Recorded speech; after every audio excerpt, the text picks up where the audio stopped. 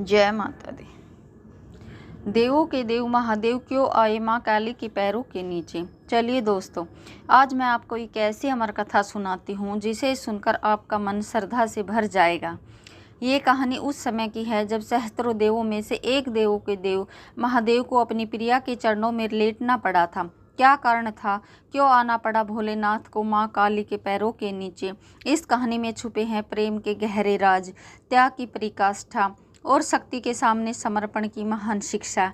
आइए मैं आपको ले चलूँ उस युग में जब धर्म और अधर्म के बीच संग्राम चल रहा था।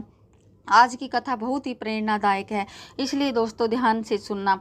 समय था सतयुग का अंत और त्रेता युग का प्रारंभ। उन दिनों पृथ्वी पर असुरों का आतंक इतना फैला हुआ था कि महिषासुर के वध के बाद भी राक्षस जाति शांत नहीं हुई थी। इस बार धरती पर राज कर रहे थे दो असुर भाई शुंभ और निशुंभ। इन दोनों राक्षसों का अत्याचार इतना बढ़ गया था कि स्वर्गलोक तक उसकी छाया पहुंच गई।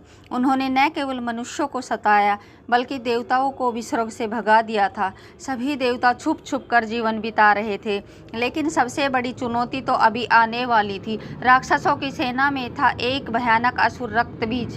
ब्रह्मा जी से तपस्या करके उसने एक ऐसा वरदान पाया था जो उसे लगभग अमर बना देता था।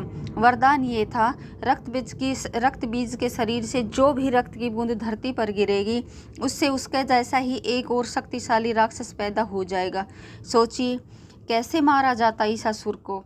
हर प्रहार से जो खून गिरता उससे 10 रक्तबीज पैदा हो जाते। जब हालात बिल्कुल बेकाबू हो गए तब सारे देवता भागे भागे त्रिदेव के पास गए। कैसी दयनीय थी देवताओं की दशा। इंद्र के हाथ कांप रहे थे, वायु भी थमसी गई थी। सभी के चेहरों पर निराशा और हताशा के भाव थे।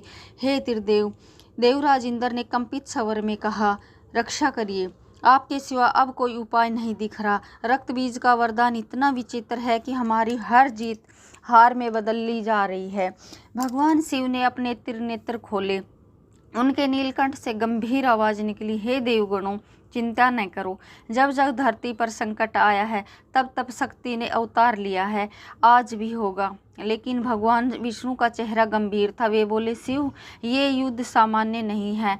रक्तबीज को शस्त्र से नहीं मारा जा सकता। उसके लिए ऐसी शक्ति चाहिए जो उसका रक्त धरती पर गिरने ही ना दे।